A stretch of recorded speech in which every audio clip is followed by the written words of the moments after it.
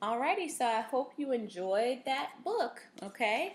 This lesson is lesson 67, okay?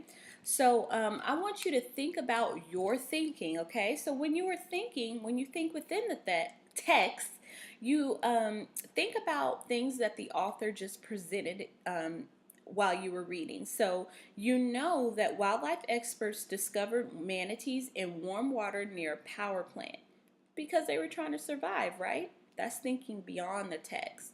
So, humans, thinking beyond the text, humans have to consider the cost of saving wildlife like the manatees, even though we created the problem, right?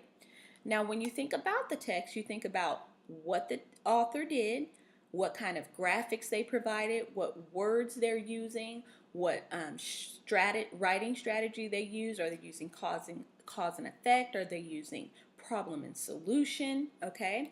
So one of the things the author did was he or she provided graphs, photographs, okay, so that you can be a little sympathetic to the creatures, okay?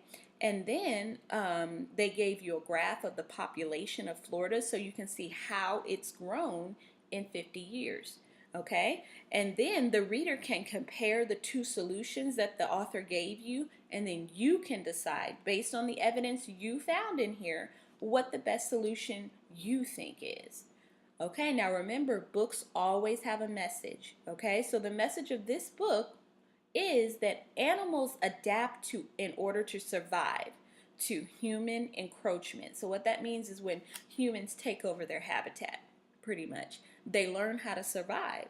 People have a responsibility to protect wildlife harmed by developments that we make. Okay, we have that responsibility to take care of that. So what I want you to do is go ahead and turn to page 10 and 12.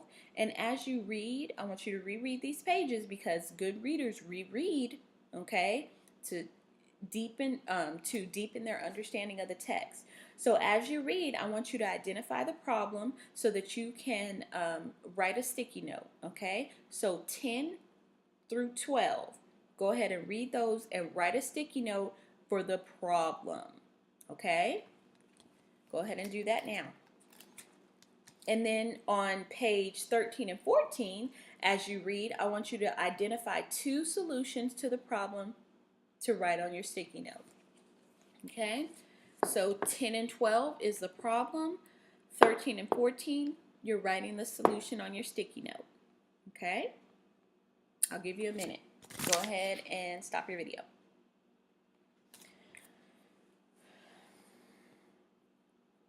Alrighty, so the problem and its possible solutions are complex. That means it's really difficult. So you notice that the manatee couldn't get to the warm waters because of construction. So they went to the power plants. Now the power plants are being shut down and many manatees could die. People could help the waters warm, but that cost a lot of money, and people could restore the paths to the warm waters, but that is very expensive too. Okay, so that should have been on your sticky notes. Okay, those are the problems and the solutions. So do you notice the writers using a problem and solution structure? So this that's something you might think about when you're writing about a problem. Often the problem is one that has a solution, but the one in the book does not yet have a sure solution. So that's still going on. Okay, and ways you can follow that is just of course doing your own research, okay, on manatees. So one vocabulary word that I want to go over is demolition. Demolition. So what that means, well, actually, turn to page 4.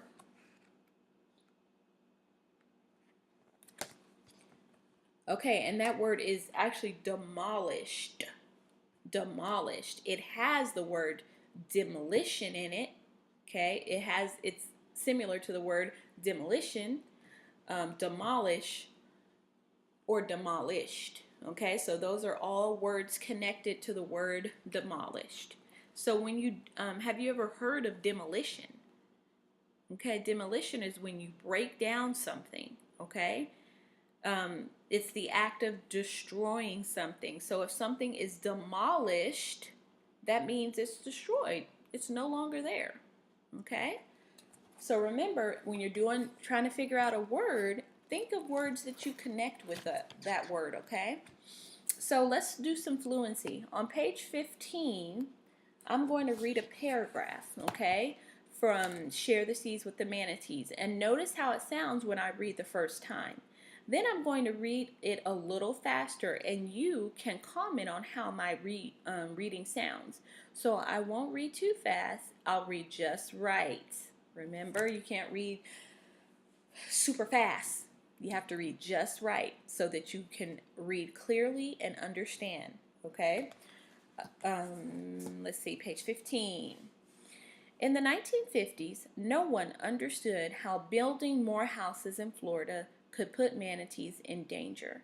And no one expected that power plants would become a life saving source of heat for so many of these animals. Okay, so that's my first paragraph. So now I'm going to read it the second time. Remember, when we're practicing fluency, you read it over and over again. If you come across words you don't know, you got to figure them out first, okay? So that you're fluent, so you can read fluent without errors and you can understand what you're reading. Okay, so here we go. Second run. In the 1950s, no one understood how building more houses in Florida could put manatees in danger. And no one expected that power plants would become a life-saving source of heat for so many of these animals. So you see how I was more confident because I knew what I was reading. I didn't stumble across any words, maybe one at the beginning, okay, because I wasn't ready.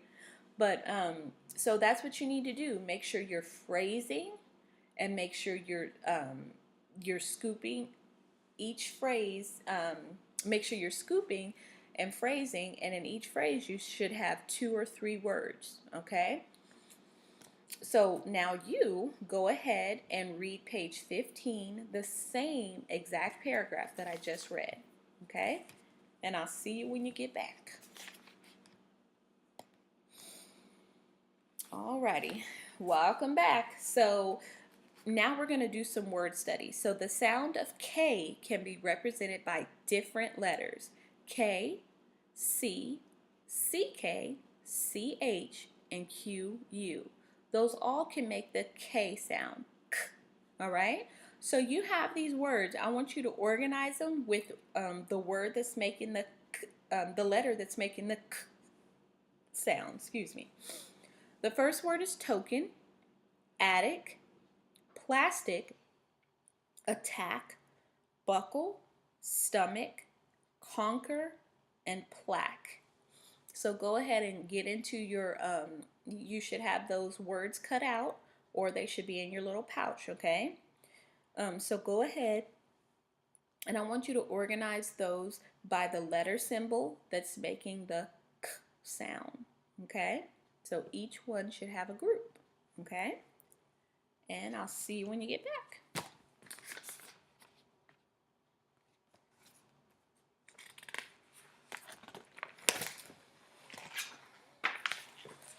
Okay, so here is your next story. Your next story is called Yellow Feathers, okay?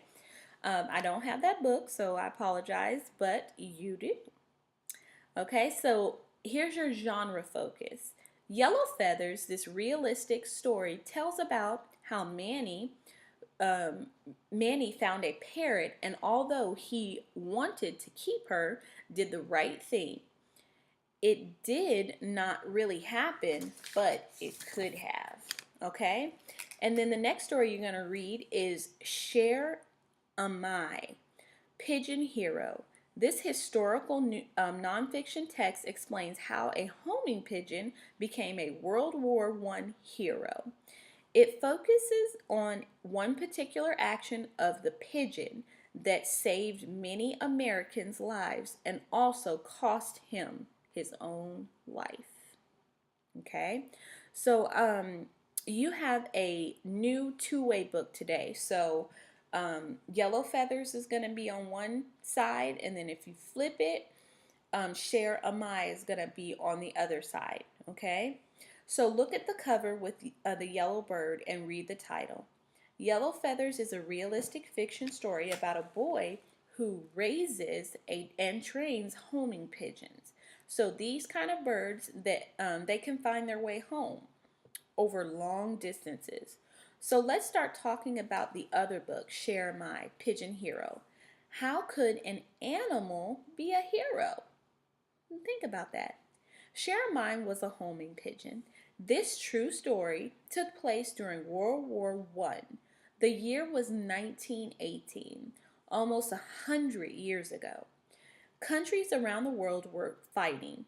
The armies were all over the place and they had to have ways to communicate. They didn't have cell phones or computers. They did have telephones and radios, but they were unreliable. So they used homing pigeons like Sheremin. You can see how you can see him on the cover. So Sheremin means dear friend in French. When you read the story, you will see why they call him a friend. So look at page 3 and you'll see soldiers and the crate with the pigeons. They train the pigeons to fly home to Army headquarters. It was um, it was very important for messages to get through. Look at the sidebar on page 4. So go ahead and turn to page 4. That shows how the soldiers used homing pigeons. Take a minute to look at the steps. What do you think about sending messages this way instead of email? I know it's probably a lot slower because emails happen like that, right? It's an electronic message, an instant message. Whereas a homing pigeon, it may take days or weeks for it to get the message, right? So, what could go wrong, especially in war? What if someone knows that homing pigeons have a message attached to it? They might capture it or they might shoot it down and kill it. And then the message doesn't even get there, right? So you'll read how Sheremin was badly injured but kept going to save some soldiers? Wow. So now look at pages 2 and 3 of Yellow Feathers. So this is on the other side. Manny and his dad train homing pigeons. That means that they release the pigeons at a distance from their home and they get home fast to welcome the pigeons back. So remember that homing pigeons have a special instinct. Remember we talked about learned and inherited behaviors in science, right? So we know that a special instinct is something that they just know and they're born with. And this instinct guides them to their home. So Manny's special pigeon is called Whirlwind. And she comes back to the rooftop of their apartment building. That's her home, okay? But one day another pigeon comes too. Another bird comes too. One that Manny has never seen before. So look at the picture on page 7. The parrot has followed the pigeon to their home. Pigeon keepers always keep strays. So Manny decided that now he is the owner of the parrot, which he names Yellow Feathers. So what are you thinking? I'm thinking that's not his bird, right? That's my first thought. So Manny noticed yellow feathers on the floor of his cage. He starts worrying about the bird. He does some research on the internet. You will read about the decision Manny has to make. Homing pigeons are remarkable animals, and they have played a very important part in people's lives for a long time. As you read the two books, think about the fiction. Think about the information you are getting about birds. So write sticky notes about the information you are getting about birds. Even though one of the stories is true and the other story is fiction. Okay, so I'm going to give you some time to read that book. Okay, so stop and I want you to read.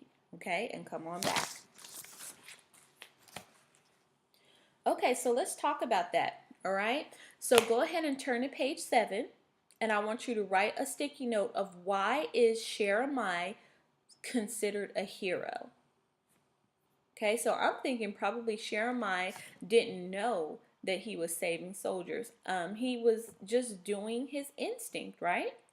But his instinct was so strong that he kept going even though he was seriously injured. Okay, so go to page 12 of Yellow Feathers.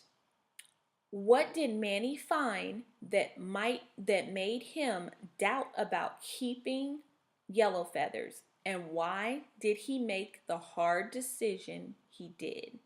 So make you a sticky note and then come back, okay? So in the end, he wanted to do what was best for Yellow Feathers, right?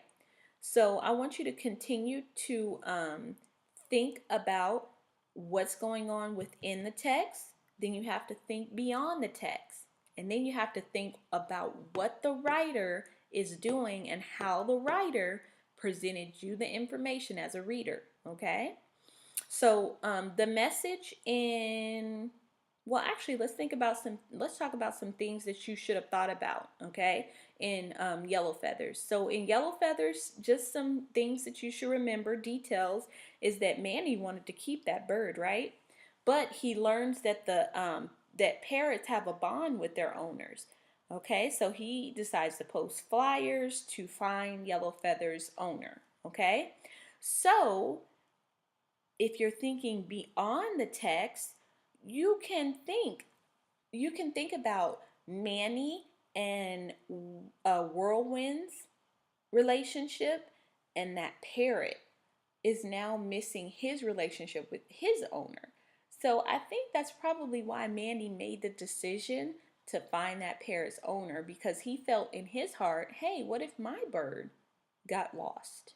I would be really heartbroken. So he is being sympathetic for that pet owner, that parrot's owner. Okay, so those are things you think about when you're thinking beyond the text. Okay, so when you're thinking about the text, okay, you know that the writer included questions in the text. So you can see that Manny is doubting himself. Okay, and then the writer uses descriptive language to show Manny's feelings. Okay? Now, the message in that is that, because all books have a message, right? It's not right to keep something that doesn't belong to you, even if you really want it. If you have an animal or a person, it's better to do what will make it happy and healthy. So you remember that. That's the message in this book. Okay? All right, so thinking within the text of Sharamai. Okay, so thinking about some details that you remember. Medic saved the bird's life, right? Because, actually, pause that.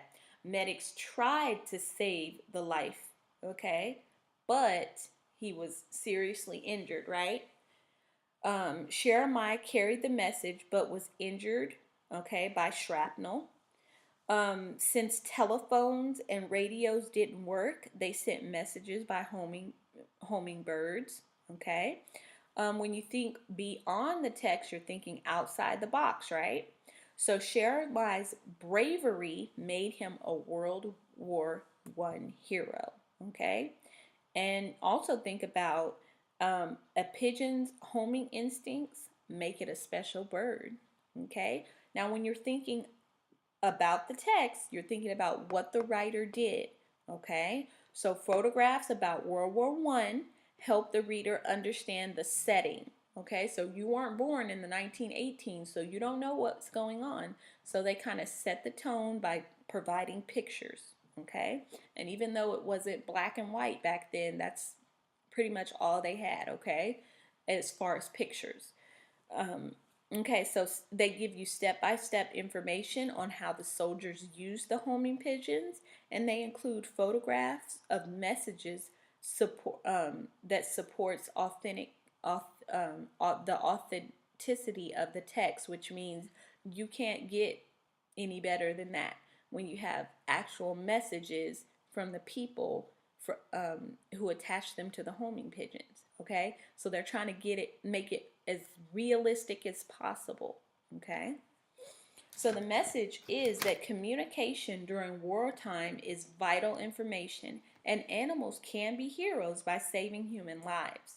There is a close bond between a human and many animals, okay? And if you got to read the book about rescuing orangutans, you know that that relationship is very special, okay? And it can last a lifetime. All right, so I hope you enjoy that. See you in the next lesson. Bye-bye.